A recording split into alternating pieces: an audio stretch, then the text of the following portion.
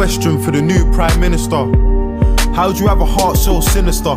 How are we so wasteful when people are dying in Somalia, Afghanistan, Egypt, Libya? The irony is we have no business in Syria, but kids are getting killed for all the business in Syria. And then they try and tell you that it's ISIS.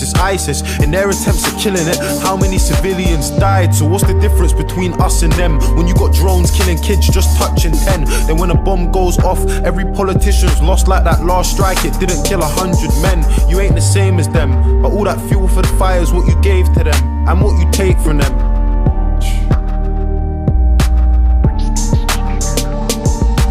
All my life I know my mum's been working, in and out of nursing, struggling, hurting. I just find it that the government is struggling to care for a person that cares for a person. So where's the discussion on wages and budgets, how they made them redundant? When I was a young'un, the letters in her car said my mum was overdraft, but somehow I still had dinner money in my pocket. And even the little things like ordering pizza were probably the reason for overtime in the evening. 5 till 10, 6 hours of sleeping. For 22 years my mum was doing it cleaning, dreaming that her kids would have a better life, going bed at night, struggling with getting by. That's the reality for millions of people in a nation where a lot of us were looking for a second try. A question for the new Prime Minister, and please tell me if I'm being narrow-minded, but how do we spend so much money on defence and weapons to wage war when the NHS is dying, bursting at the seams? And what about the people that voted for us to leave for the money that it would see? 350 million we give to the EU every week that our health service needs. But now them politicians got what they wanted. Can you see an empty promise or a poster on the street? Nurses in tears cause they're working every hour of the week and they still don't have the money that they need. You brought the heart of the nation to its knees. Underpaid, understaffed, overworked and overseen by people who can't ever understand how it feels to live life like you and me.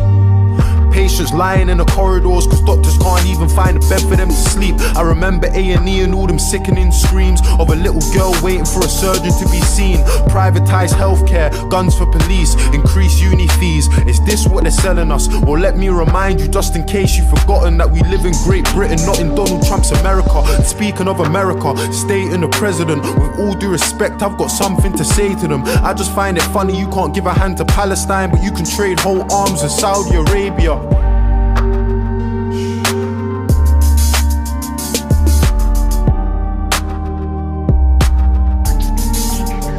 Look, I got a question for the new Prime Minister. At Grenfell Tower, your response was ridiculous. You hid like a coward behind your 5 million, dodged responsibility and acted like you're innocent. And I can see you're terrified. You're not good at telling lies. I'm getting why you stay away from everything that's televised. You look like a robot and you don't speak with any life. It feels to me like any guy in press could have said them lines. Imagine going to the council for the safety of your block and you got kids but they're ignoring you at every time.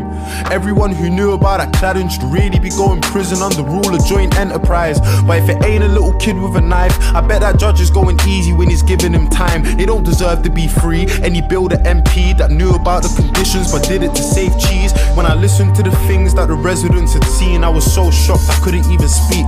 Families they know that had died in their sleep. How you choke on the smoke when you're struggling to breathe. The glow from the fire, the panic when you hear all the sirens, the crackling, the popping and the muffled out screams. The fear in the eyes of a man that was trapped who jumped 15 floors from the tower to the street. I could only hear a fraction of the pain and the grief.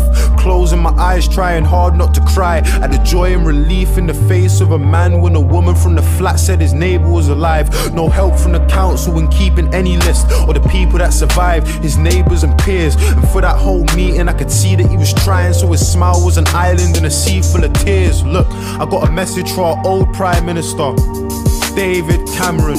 I mean, you fucked us, resigned and sneaked out the firing line. I wanna know how you managed it. And are you bathing in the sun while them papers have a run at the woman that you left here to handle it? You gonna teach your little lad to be the man that's got a plan, and then the moment that it fails to abandon it? Are there bullies in his school? And when you pick him up after class, can you feel his embarrassment? I mean, you never gave a fuck about the youth, and that's the truth. There's no sympathy for you or your cabinet. I really wish I could have seen how you were scrambling when you lost the referendum that you had to win. I feel like politicians are all addicts in a big fat game, but it's lives that you gamble with.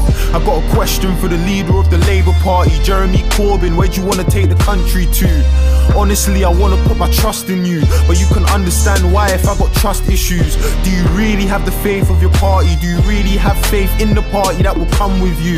And how do you plan on keeping all the promises? Man, if I'm being honest, sir, I'm struggling to get with it. I just ain't getting it. Everybody's great until you get them into office, and then guys start forgetting things. Prove to us you're different, don't promise me anything. Go and get justice for Sean, Charles and Edison.